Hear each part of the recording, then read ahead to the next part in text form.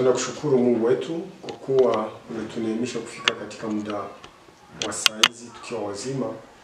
Na zaidi unatuandalia kikao hiki kama tujifunze neno lako. Pamoja na kundi lote ambalo tu pamoja kwa kufuata neno lako, tunakuomba utujalie na utupe akili timamu ya kuelewa yale ambayo utakayozungumza nasi, ili tuwe na matayarisho bora na zaidi tuendelee kukuwakilisha katika ulimwengu huu ambao ni mpotovu. Asante kwa kuwa utatuimarisha, asante kwa kuwa utatufunza sawa sawa na mapenzi yako. Zaidi utukubalie kwamba Kristo asimame mbele yetu kwa kielelezo cha utiifu, na Roho Mtakatifu aongoze kundi lote. Tunaomba yote ili tubarikiwe na wewe katika jina la Yesu Kristo. Amen. Amen.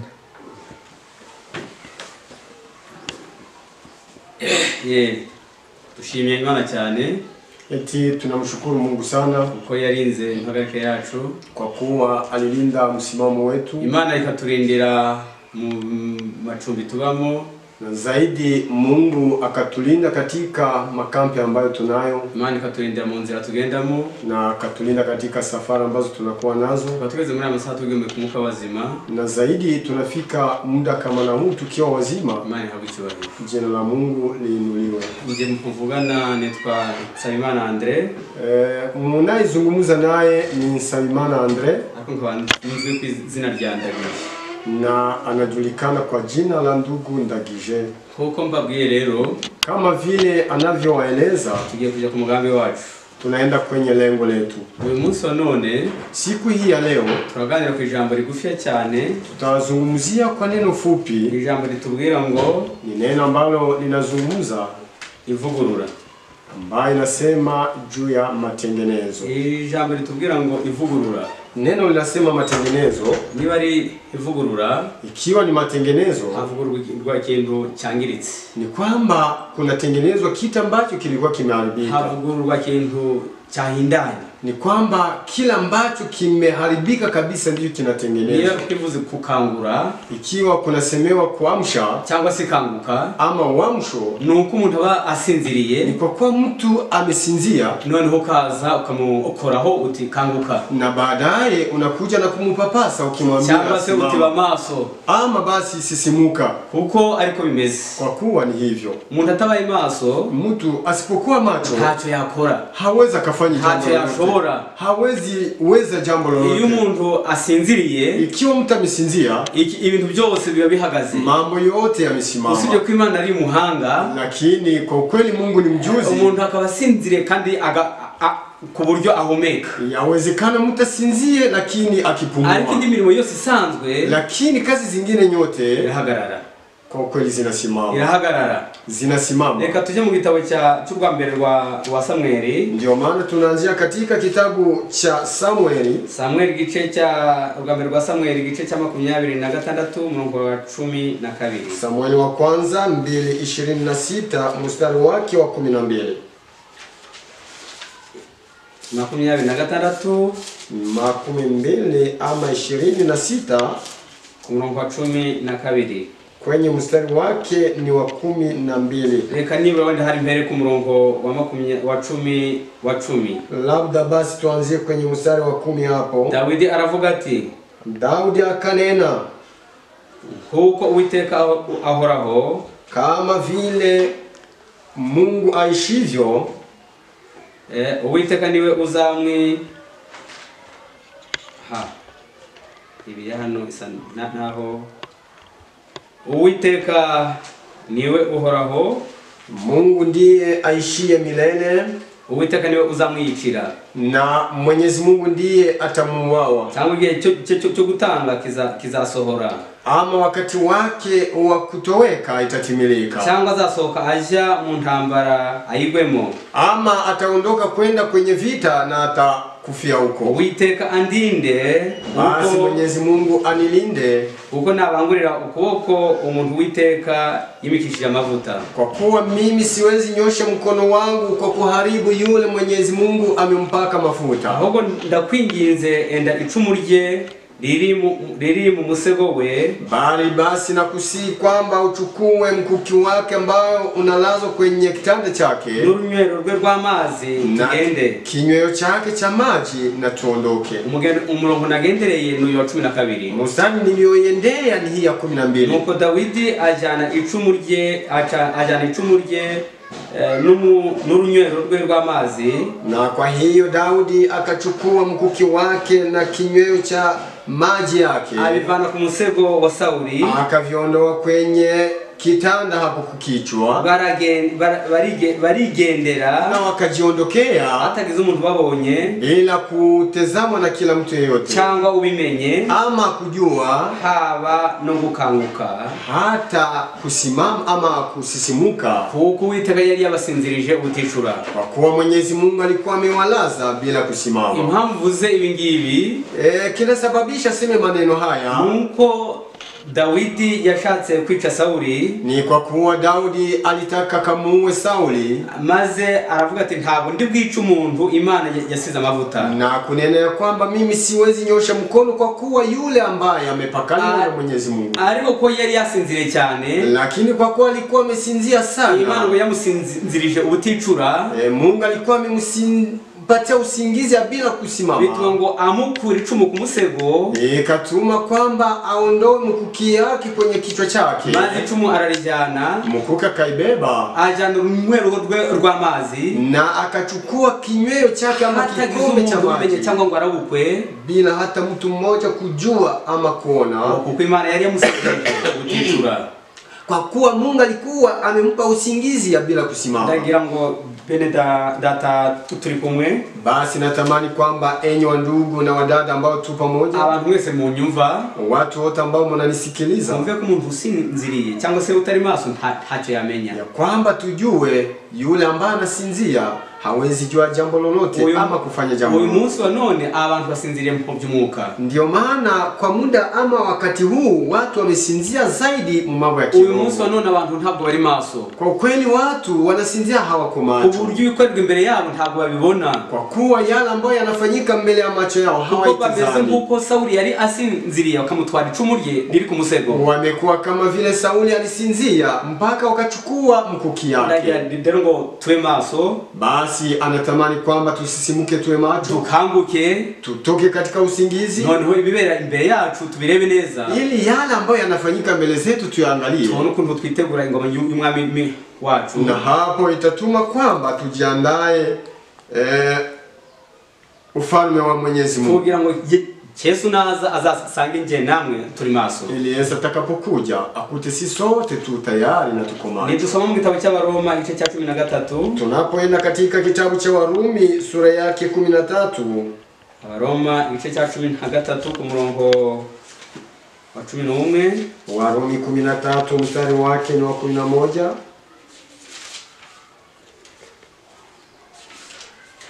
11 haratubwira hati 11 kunasema, nuko muje mugenza mutyo, basi fanyeni hivyo, nuko muje mugenza mutyo kuko muzi yuko igihe cyo gukanguka gisohoye rwose. Fanyeni hivyo kwa kuwa mnajua ya kuwa siku za kuamka zimekaribia kweli. Dore agakiza kacu karatwegereye kuruta igihe twizereye. Tazama wokovu wetu ni karibu zaidi ya tuliyoamini. Ijoro rirakuze burenda gucya, usiku ni unakoma tayari kukucha. Nuko twiyambure imirimo y'umwijima, kwa hiyo tujivue tabia za giza, twambare intwaro z'umucyo, na tuvae silaha za nuru. Yesu ashimwe.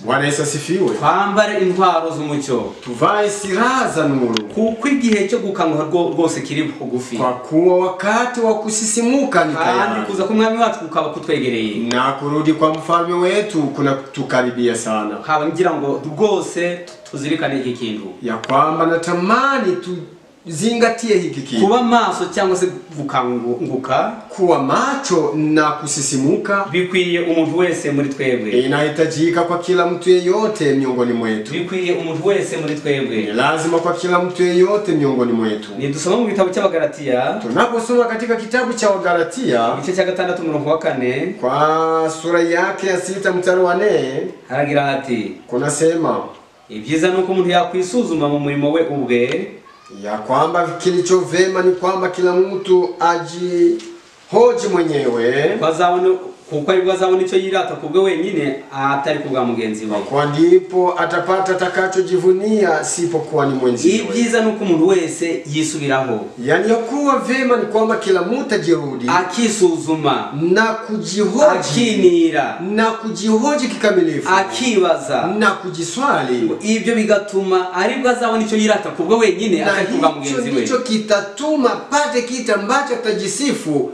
isipokuwa kwa mwenziwe. Ni tusome mu kitabu cha Evenema, tutakaposoma katika kitabu cha matukio ya siku za mwisho, isuri ya 687 kwenye ukurasa wake wa 687, 687 haragira hati. Ni kitabu hicho ukurasa wake wa 144, lakini ni ku chapitre ya 687. No ni ingingo isuri. Yeah. Un réveil et une réforme doivent prendre place. Ati ivugurura n'ubugorozi bikwiye kugira umwanya. Eti matengenezo na uamsho ni lazima vipate nafasi sous la direction du Saint-Esprit, biyobowe n'Umwuka Wera, vikiongozwa na Roho Mtakatifu. Réveil et réforme sont des choses différentes. Ivugurura n'ubugorozi ni ibintu bibiri bitandukanye. Uamsho na matengenezo ni vitu viwili tofauti. Réveil implique un renouveau de la vie spirituelle. Ikanguka cyangwa se ivugurura bivuze kongera kuba mushya mu mibereho cy'ibyo. Uamsho inamaanisha kuongeza kukua mpya katika mambo ya kiroho. Kongera kuba mushya mu by'umwuka ni kugeuka na kuwa tena mpya katika mambo ya kiroho. Une dynamisation de puissance de l'esprit et du cœur. Kongera kugira imbaraga z'umwuka n'iz'umutima. Kuongeza kuwa na nguvu nyipya za kiroho hata za utakatifu. La résurrection qui libère de la mort spirituelle. Umuntu akongera akazuka akava mu rupfu rw'iby'umwuka. Na mara tena mtu anafufuka, anatoka katika kifo, anarudi katika ufufuo wa kiroho. Umuntu akazuka akava mu rupfu rw'iby'umwuka. Na mtu anafufuka kutoka kifo cha mambo ya kiroho. Ndagira ngo twese anga tubyumve kimwe. Anatamani kwamba sote tuelewe sawa sawa. Ese twese dukwiye kongera kuzuka tukabasha mu by'umwuka. Je, ana swali ya kwamba inawezekana kwamba sote tufufuke tutoke katika kifo cha mambo ya kiroho, imbaraga z'ubwenge n'ibitekerezo, na tuwe na nguvu ya kiroho hata ya mawazo? Nta muntu usinziriye utekereza. Haiwezekani kwamba mtu ambaye anasinzia awaze. Nta muntu usinziriye utekereza. Hakuna mtu ambaye anasinzia anaweza waza. Nta muntu usinziriye ugira gahunda. Hakuna mtu ambaye atakuwa katika usingizi na kuwe na programu. Usinziriye nyine abasinziriye, ya kwamba anayesinzia amesinzia. Usibye kurota akarota iyo atari ariko ikindi akora. Pasipo ndoto za kulota mahali asipokuwa, lakini hakuna kingine atafanya. Twirinde rero kurota kumanywa. Basi tujilinde tusio watu wa kulota mchana, ahubwo tube maso, bali tuwe macho kugira ngo ibyo umwami ashaka, ili yale ambayo ni makusudi ya Mwenyezi Mungu bisorezezwe muri twebwe, bali yatimilike ndani mwetu. Hepfo haragira hati, chini akisema, lorsque les ouvriers auront le Christ constamment dans leur cœur, igihe abakozi bazagira Kristo mu mitima yabo, wakati watumishi watakuwa na Kristo ndani ya mioyo yao, lorsque ils auront renoncé à tout égoïsme, igihe bazaba bamaze kwanga kwikunda kose, wakati watakuwa wameachana, wamejitenga na umimi ya kila aina, lorsque ils ne seront animés d'aucun sentiment de rivalité, igihe bazaba bamaze kwikuramo umutima wo kuzimbanwa, wakati watakuwa wamejiondoa mioyo ya mafarakano, lorsque ils ne seront allés en aucune manœuvre dominatrice, igihe bazaba bamaze kureka kujya mu mirimo ibabata, wakati watakuwa wamejitenga na makazi ambazo zinawateka kabisa nyara, lorsque l'unité existera véritablement, igihe ubumwe buzaba bumaze kwimikwa muri bo, wakati umoja utakuwa umesahihishwa kabisa na kuwaunga pamoja, lorsqu'ils se sanctifieront de sorte que l'amour fraternel sera évident et ressenti de tous, igihe bazaba bamaze kwiyeza kandi ubumwe bwa kivandimwe bukuzura muri bo bose, wakati watakuwa tayari wamekwisha kujitakasa na umoja umekwisha kudhihirishwa miongoni mwao, alors les ondes de la grâce du Saint-Esprit descendront sur eux, aussi sûrement que la promesse de Dieu ne manque jamais de s'accomplir à tout égard. Donc hano ati nibwo umuriri w'umwuka wera uzabamanukira bose, ni hapo basi umande ama mvua ya Roho Mtakatifu itawashukia wote, kandi nta gushidikanya amasezerano y'Imana azasohorera muri bo uko bangana kose, na hakuna masito, bali neema na nguvu za Mungu zitawashukia kama ilivyo wote. nibwo umwuka w'Imana bose uzaza muri bo. Ni hapo Roho Mtakatifu wa Mungu atakuja miongoni maze mwao, umwuka w'Imana abakangure, na hapo Roho wa Mungu na umwuka w'Imana kuamsha, tume bakora ibitangaza, na hapo Roho wa Mungu asababishe kwamba wafanye umwuka miujiza, w'Imana tume bakora ibyo batakabashije na gukora, Roho Mtakatifu asababishe kwamba wafanye yale ambayo hawangejiwezesha wenyewe. umwuka w'Imana muri minsi urakenewe. Ni kwamba katika siku hizi Roho Mtakatifu, umwuka w'Imana muri minsi ni ngombwa kugira ngo tukanguke, ni lazima Roho Mtakatifu tumupate ili tusisimuke. umwuka w'Imana akenewe kugira ngo twese adushyire ku murongo, Ni kwamba Roho Mtakatifu anahitajika kwa leo ili tuweke kwenye mstari kugira ngo sawa, twongere kuba bashya mu by'umwuka, ili tuongeze tuwe wapya katika mambo, ubwenge bwacu n'ibitekerezo byongere bikanguke, ili mawazo na roho biongeze bisimame kabisa, kugira ngo ibibera muri iyi si tubirebe neza neza nko ku manywa, ili mambo ambayo yanafanyika mbele yetu katika dunia tuione kabisa wazi wazi. ariko igihe ibi byose nsomya ngaho bitazakorera mu bugingo bw'abakristo, Lakini ikiwa mambo haya tunayosoma hapa hayatafanyika kutimilika ndani ya Mkristo mu buzima bwo itorero, ama yafanyike katika maisha ya kanisa, ntabwo azahabwa umwuka w'Imana, kamwe Roho Mtakatifu hatapewa. bazakomeza basinzire, Wataendelea kusinzia ibintu bikorerwa imbere yabo na mambo yatafanyika mbele zao, babirebe, babura ukuntu habireba nk'abantu basinziriye, watakosa namna ya kuviangalia kama watu ambao wanasinzia, kandi koko mu buryo ureba wabona ari maso, na inaonekana kwamba kwa kuangalia kiwaziwazi utaona kama wanaangalia lakini ni vipofu. reka nsome ijambo mu gitabo cy'ubutumwa bwatoranijwe, Basi tunataka soma maneno katika kitabu kilicho ujumbe uliochaguliwa, 141 ni kwenye ukurasa wa 141. haragira hati, Kunasema les anciens porteurs drapeaux savaient combattre avec Dieu en prière. Abatwaraga ibendera mu gihe cya kera bari bazi kurwanana n'Imana mu masengesho.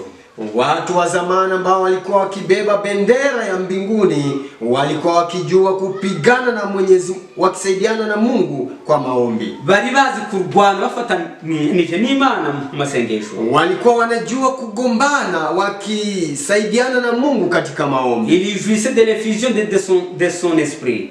Bishimiraga gusuka ku mwuka wayo. Walikuwa wakifurahia kumwagiwa kwa Roho Mtakatifu. Mais il quittait les terrains de l'action. Ariko baragenda bava ku rubuga kw'ibikorwa.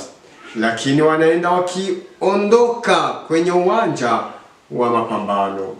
Urakoze cyane, baragenda bava ku rubuga aho intambara ibera. Lakini wanaenda wakiondoka kwenye uwanja wa vita.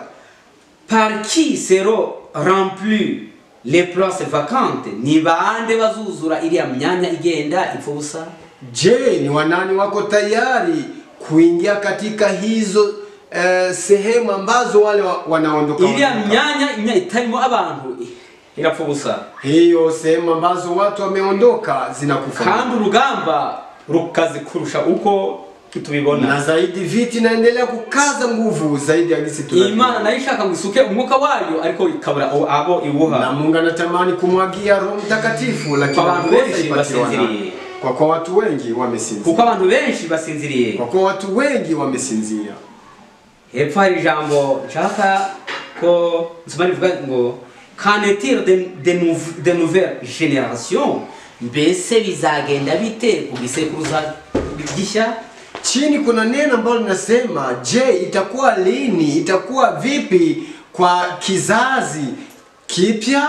C'est-elle converti à Dieu? Mbese bazaba bihamye imbere y'Imana? Je, watakuwa wamekiri ama kutubu mbele ya Mwenyezi Mungu? Nous rendons-nous compte de l'œuvre qui se poursuit dans les sanctuaires célestes? Mbese twita cyane ku murimo ukorerwa mu buturo bwera bwo mu ijuru? Je, tunajali na kazi ambayo inafanyiwa kwenye hema takatifu la mbinguni? Ou bien entendons-nous une force contraignante avant de nous lever pour l'action? Cyangwa se duturindiriye imbaraga idasanzwe kugira ngo dukore umurimo dushinzwe? Wala tunasubiria nguvu nyipya isiyo ya kawaida ili tufanye kazi ambayo tumepewa jukumu? Entendons-nous que l'œuvre entière se réveille? None se turindiriye ko itorero ryose rikanguka? Je, sasa tunasubiria kwamba kanisa lote lisimame ama lisisimuke? Dutegereje ko abantu bose bari mu itorero, yaba umwana, yaba umugore, yaba umugabo, yaba umusaza n'umukecuru, bose bakanguka? Tunasubiria kwamba awai yote, mtoto, mama, kijana, binti, mzee, wote ndani ya kanisa wasimame? Abantu bose bagakangukira icyarimwe? Watu wote wasimamie limoya? Satan ne viendra jamais. Hicho ntabwo kizabaho. Hiyo wakati haitakuwa. Satan ne viendra jamais. Wakati hii haitakuweko tena. Ndagira ngo tuwe maso. Anatamani kwamba tuwe macho wa ndugu. Umuntu wese bisa ngo yisuzume ku giti cye. Ndugu yangu na wewe kaka, hitajika kwamba kila mtu ajiangalie, yivugurure, ajihoji na atengeneze, yisuzume, ajihoji. Mu gitabo cy'Abakorinto ba mbere, katika kitabu cha Wakorinto wa kwanza, igice cya 11:31, sura yake ni ya 11, haya yake 3:1. Reka hasome amagambo. Atasoma maneno hapo. 11 umurongo wa 31. Haya ni Wakorinto wa kwanza sura ya 11 mstari wake wa 3:1. Haragira hati, kunasema, ariko twakwisuzuma tutwagirwaho n'urubanza, lakini twaweza, tunapojichunguza hatuwezi ingiwako na hukumu. Ariko twakwisuzuma ntitwagibwaho n'urubanza, tunapojichunguza hatuwezi ingiliwa na hukumu. Ndagira ngo buri wese yirinde urubanza. Ni lazima kila mtu wa ndugu ajichunge kwa hukumu. Buri wese yirinde urubanza. Kila mtu ajichunge kwa hukumu. Ariko binyuze muri zinzira. Lakini kepitia katika njia kuwa maso. Kuwa macho.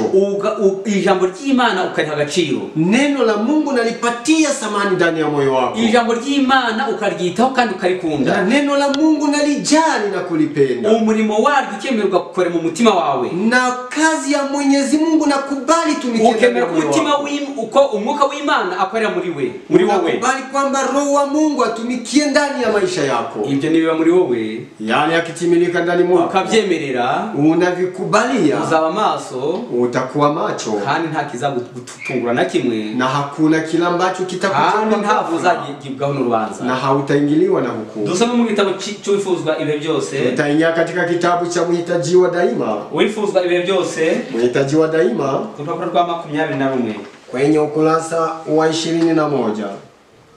21 iki gitabo hari ijambo rigufiya nshatse kusoma. Mhitajiwa Daima ukurasa wake wa 21, kuna neno ndogo tu anataka atuzungumzie hapo.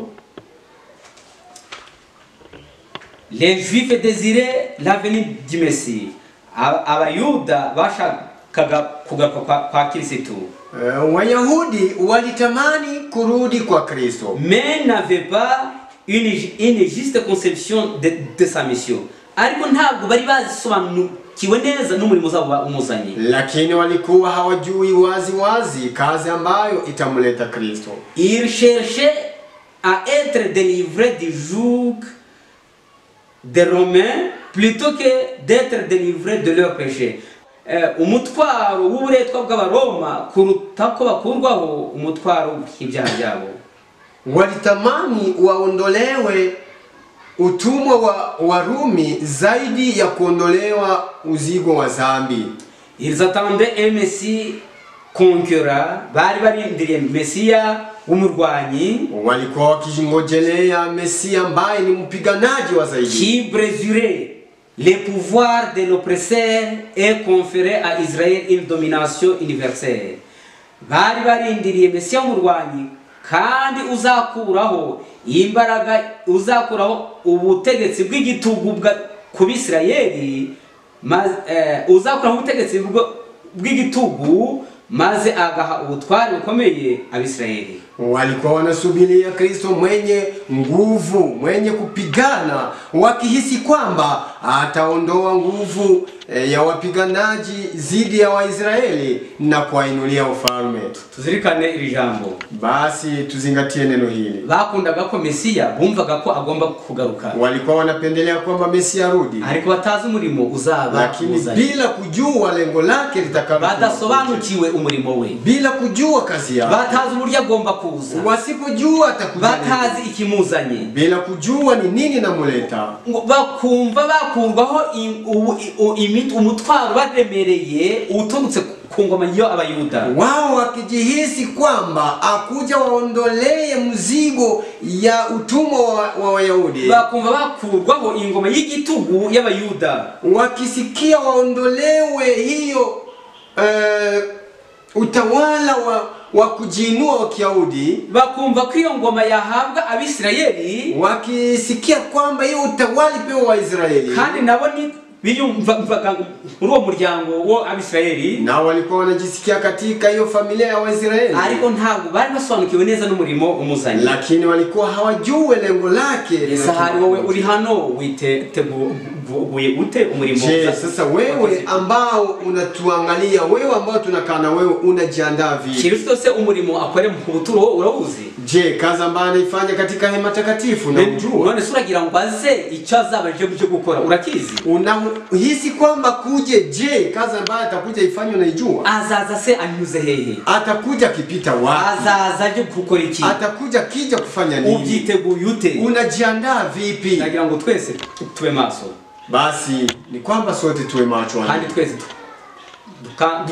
dukanguke, na kweli sote tusisimuke kugira ngo dusobanukirwe neza umurimo wa Kristo, ili tuelewe, tutafakari vema kazi ya Kristo, kandi tumenye umurimo uzaba umuzanye, na tujue zaidi kazi itakayomuleta. Igitabo cy'Ibihamya umuzingo wa mbere, kitabu cha Ushuhuda gombo la kwanza, urupapuro rwa 21 kwenye ukurasa wa 21. 21 haragira hati 21 kunasema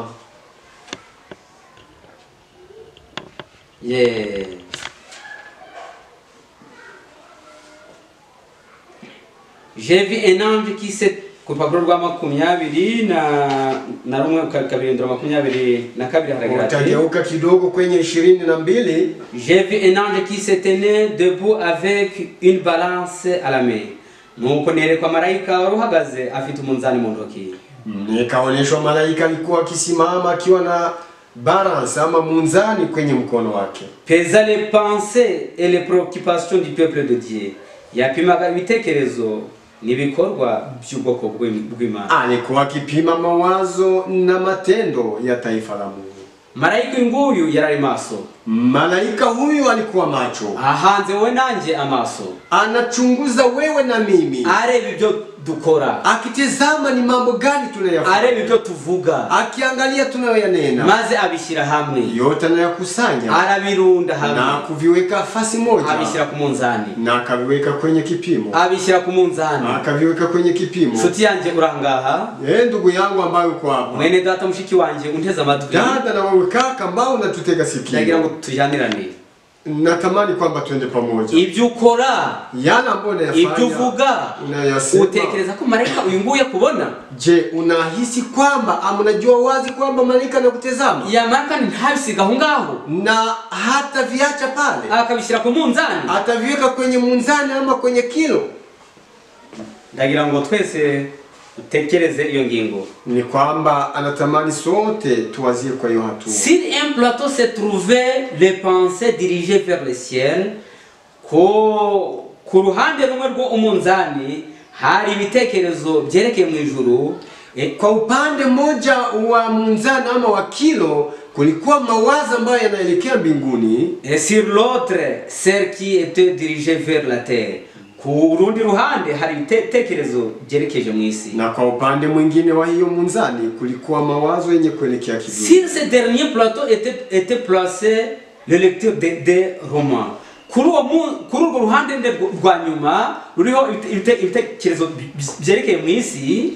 Kwa hiyo upande wa mwisho ambayo kuna mawazo ya kuelekea kidunia, c'était trouver le lecteur des romans. Hariho herekeye hari hashizweho ibitekerezo by'abantu basoma ibinyamakuru. Mahali pale kulikuwa kumewekwa mawazo na masomi ya watu ambao wanapendelea kusoma mambo ya kidunia. Les préoccupations concernant les vêtements. Ibitekerezo bijanye n'imyambaro. Mawazo ambayo yanadhibitiwa tu na mambo ya mavazi. La vanité, bijanye no kwishimisha. Na mambo ya kujifurahisha. L'orgueil, bijanye no ubwibone. Mambo ya kujivuna, etc. N'ibindi nk'ibyo ngibyo. Na mambo mengine ya kidunia. Ndagira ngo twese umuntu abitekerezeho neza. Wandugu na wadada, tafadhali kila mtu atafakari vyema kwa mambo. Umuntu wese ufite iki gitabo, mtu yeyote ambaye yuna hii kitabu, amabari hari ijambo rito ntasimbutse, samahani kwa kuwa kuna neno ndogo ambalo tunaruka. Bikamo kuri wa munzani uriho ibitekerezo byose, linalosema kwa ile munzani ambayo ina balance hiyo mawazo yote. Handi ku ruhande ruriho ibyisi, kwa ile upande ambayo inaelekea mambo ya kidunia, hariho ico bise le mode. Kulikuwa ibyaduka, kitu ambacho wanaita vitu vya kutokea.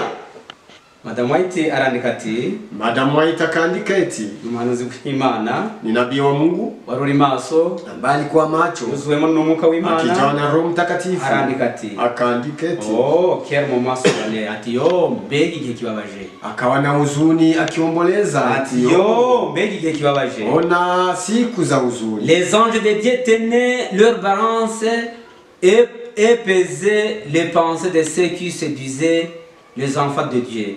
Abamarika b'Imana bari bafashe iminzani bapima ibitekerezo by'abita abana b'Imana. Na wamalaika walikuwa wakikamata minzani kwa kupima mawazo ya wale ambao wanajidai kuwa watoto wa Mungu. Et prétendaient être morts au monde. Kandi bavuga ko hapfuye ku isi. Na wakisema kwamba wamekufa ku mambo ya kidunia. Et vivent pour Dieu. Kandi bavuga ko bariho mu Mana. Na wakisema kwamba wao wanaishi katika Mungu. Les plateaux chargés de pensées terrestres et umunza uruhande rwariho ibitekerezo byerekeye mu isi, na upande ambayo ilikuwa inajawa na mambo yenye kuelekea kidunia, s'abaissait rapidement, byamanukaga byihuta, ilikuwa inashusha balance mbio haraka. Celui-ci où l'on mettait les pensées dirigées vers les cieux, naho uruhande rwariho ibitekerezo byerekeye mu ijuru, na mambo ama upande ambayo ilikuwa kwa mawazo yenye kuelekea mbinguni, s'élevait aussi rapidement, naho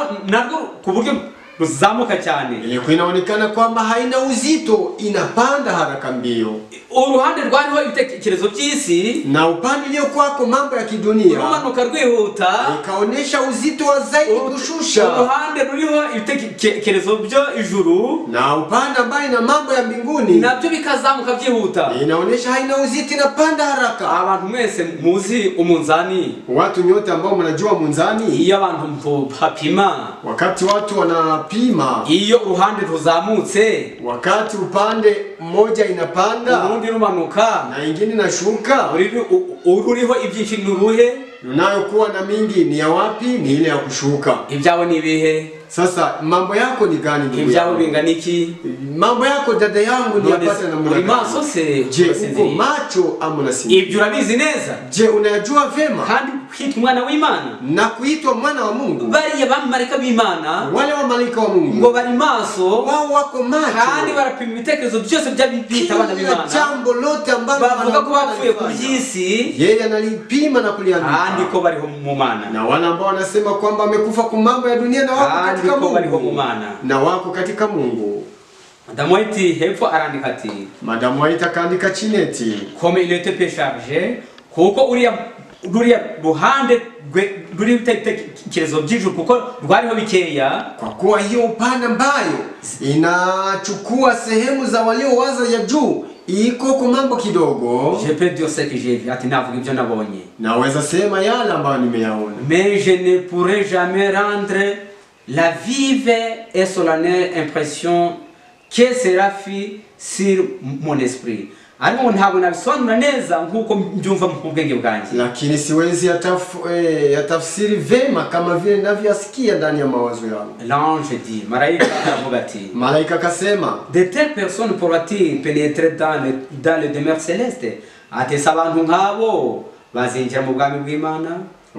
Malaika akasema, je, watu kama na wale wataingia katika ufalme wa Mungu? Aravuga ati, non, jamais. Oya, ntabwo bishoboka. Akajibu ya kwamba haiwezekani kabisa. Non, jamais, ntabwo bishoboka. La hasha, haiwezekani. Oya, ntabwo bishoboka.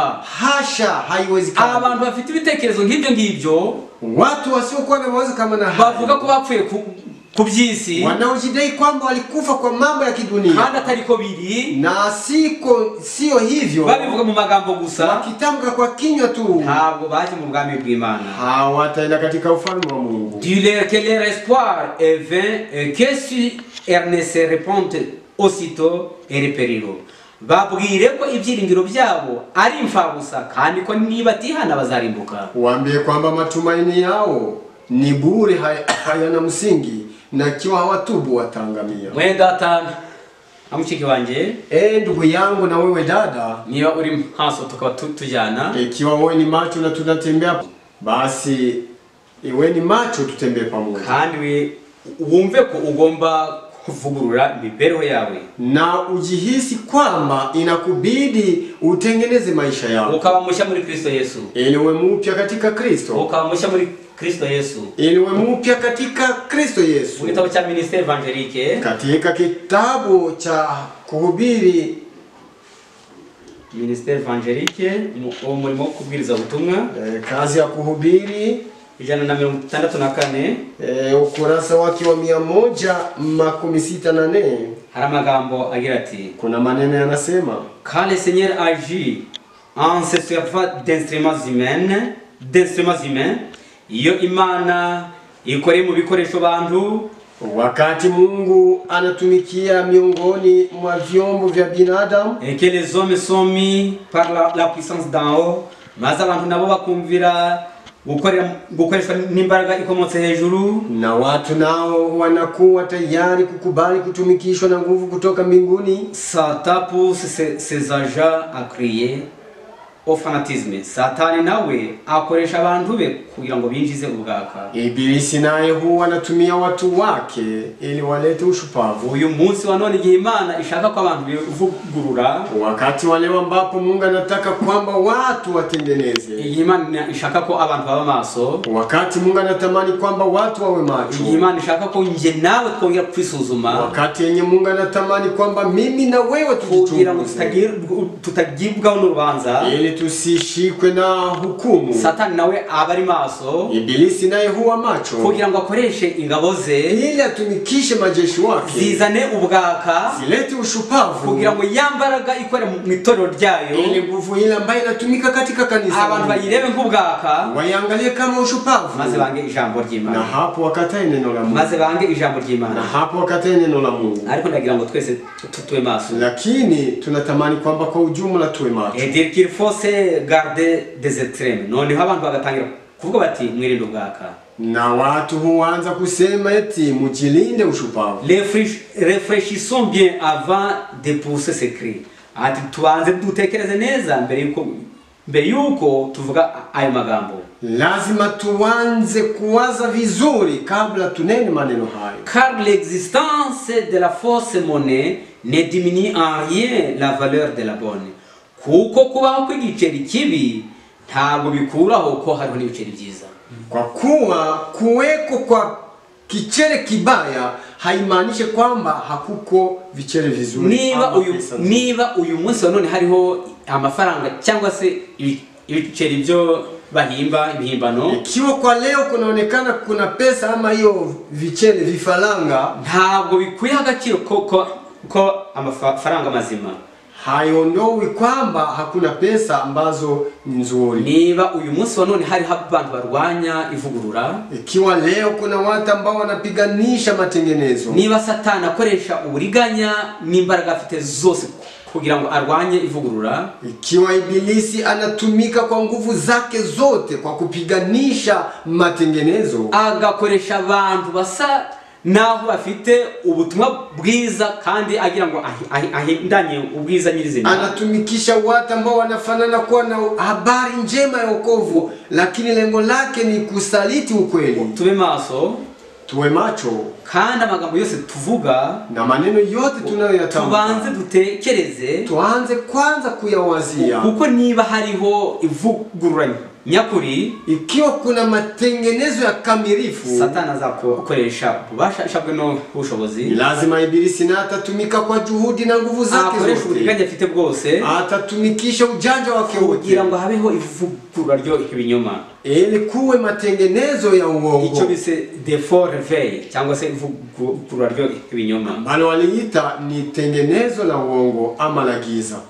Hepfo haragira hati, chini wanasema, ne manifeste pas les mépris des pharisiens lorsqu'ils s'écriaient. Tukagaragaza umwuka wa gifarisayo igihe bavugaga bati, tusioneshe roho ya kifarisayo wakati walikuwa wakisema eti, tukagaragaza umwuka wa gifarisayo igihe bavugaga bati, tusioneshe roho ya kifarisayo wakati walikuwa wakisema, cet homme accueille des gens de mauvaise vie. Uriya mugabo yakira abantu bafite imibereho mibi cyangwa se abanyabyaha. Yule mume anawapokea watu ambao wana maisha mbovu ama wenye dhambi. Abafarisayo bumvaga Kristo yaza, Wafarisayo walikuwa wanasikia Yesu akuje, babyishimiye, wakifurahia, babyiteguye, wakiwa wanajiandaa, ariko batazi impamvu izazimuzana, lakini bila kujua nini tamuleta, badasobanukiwe uburyo azaza, bila kutafakari lengo lake, ariko ngo bumvaga asanga abakene cyangwa abantu bafite ibyaha, lakini wakati alipowafikia walipokuta kwamba na waendea wenye dhambi hata wadhaifu, kandi ari wo murimo wamuzanye, ndio kazi mission yake ilimuleta, batabana nawe, banasikia bakumva batamukurikira, hatutamfuata. Kubera iki? Kwa nini? Kuko atari bazi umurimo umuzanye, kwa kuwa hawakujua mission ama kazi iliyomuleta Kristo. Twihutira gusoza, tukikimbilia kukomesha basi fundisho. Chini wakasema, la vie de Christ nous enseigne suffisamment qu'ils ne font pas se moquer de l'œuvre qu'il a accomplie pour convertir les âmes. Imibereho ya Kristo itwigisha mu buryo buhagije ko tudakwiriye guseka umurimo wuzuzwa kugira ngo imitima yihane. Maisha ya Kristo inatufundisha kwamba haitubidi kucheka kazi ambayo inatimiza uhaki ili Kristo arudi. Les manifestations de la grâce de Dieu toujours renouvelées en faveur des pécheurs. Ati ubuntu bw'Imana bukomeza kuzura kugira ngo abanyabyaha bagire imibereho mishya. Neema ya Kristo inaendelea kujaa ili wenye dhambi wawe na maisha mapya. Les puissances des anges, ico nico kinezeza abamalaika. Hiyo ndio inafurahisha wa malaika. Mais souvent par la faute de l'incrédulité, ariko akenshi bikomotse ku mafuti yo kutizera, lakini zaidi kutokana na dosari ama makosa ya kutoamini, cette œuvre a été qualifiée en fanatique. Uwo murimo wafashwe kubwaka, kazi hiyo ikachukuliwa kama ushupavu. Et le messager qui a servi d'instrument au Seigneur a été accusé d'un zèle sans intelligence.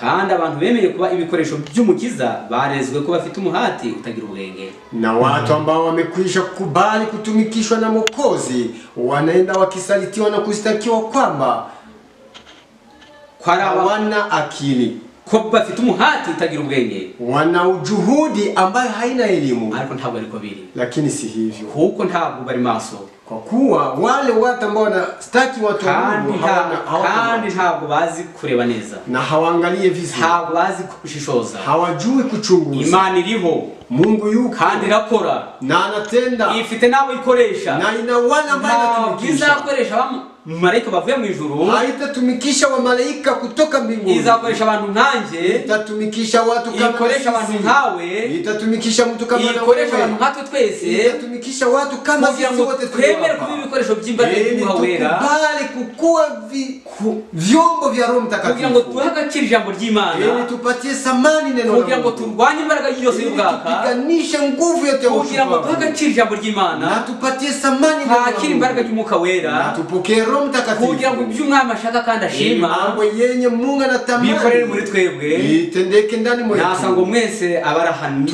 n'abarahani weza omba ya kwamba ninyi ambao mko hapa na wenye Imana ikorere muri twebwe, tukubali kwamba nguvu ya Mungu itumike ndani yetu, ili Kristo atakaporudi agasanga nje namwe dukora ibikwiriye, akikuta sisi tunafanya yale ambayo yanastahili, izatuma twambika amatangirika, itasababisha tuvike taji lisiloharibika. Umwami wacu abiduhe ubuntu, na mfalme wetu atukabidhi hayo kwa neema yake. Nuko reka dusoreze mu gitabo cy'Abakorinto ba mbere, tunakomeshea katika kitabu cha Wakorinto wa kwanza igice cya 4 umurongo wa mbere, sura yake ni 4 mstari wa kwanza. Nuko rero abantu baje badutekereza yuko turi abakozi ba Kristo, kwa hiyo watu wao wakituwaza kwamba sisi ni watumishi wa Kristo, n'ibisonga byeguriwe ubwiru bw'Imana, na mawakili ambao walinyakuliwa Mwenyezi Mungu, kandi ibisonga bishakaho ko abanyamurava, tena mawakili ambao watakuwa na juhudi, ibisonga bishakaho ko biba abanyamurava, ya kwamba mawakili wanatamaniwa kwamba wawe wenye juhudi. Imana twambika imbaraga, Mungu atuvike nguvu, Imana twambika ubwenge, Mungu atuvike akili. Hari ngo abantu benshi nibabona dufite umuhati, watu wengi watakapoona tuna juhudi, bazavuga ngo bari bafite umuhati ariko utagira ubwenge, lakini wale ambao ni watu ambao wanafungana macho watasema wale watu wana juhudi sio na akili. Na ntashidikanya ko dufite ubwenge, lakini nashuhudia ya kwamba tuna elimu, kandi ubwenge butangwa n'Imana, tena elimu kutokana na Mungu, ubwenge buzima ambaye ni hekima kamilifu, kugira ngo tubushyire mu gaciro, ili tuweke kikamilifu. Kristo Yesu ubwo agiye kuza, ili Kristo atakaporudi azasange dukora ibikwiriye, akute sisi tunafanya yale ambayo ni makamilifu, twambika makamatangirika, atuvike taji lisiloharibika. Namwe Mwami abiduhe ubuntu mu izina rya Yesu, amen, amen. Asante.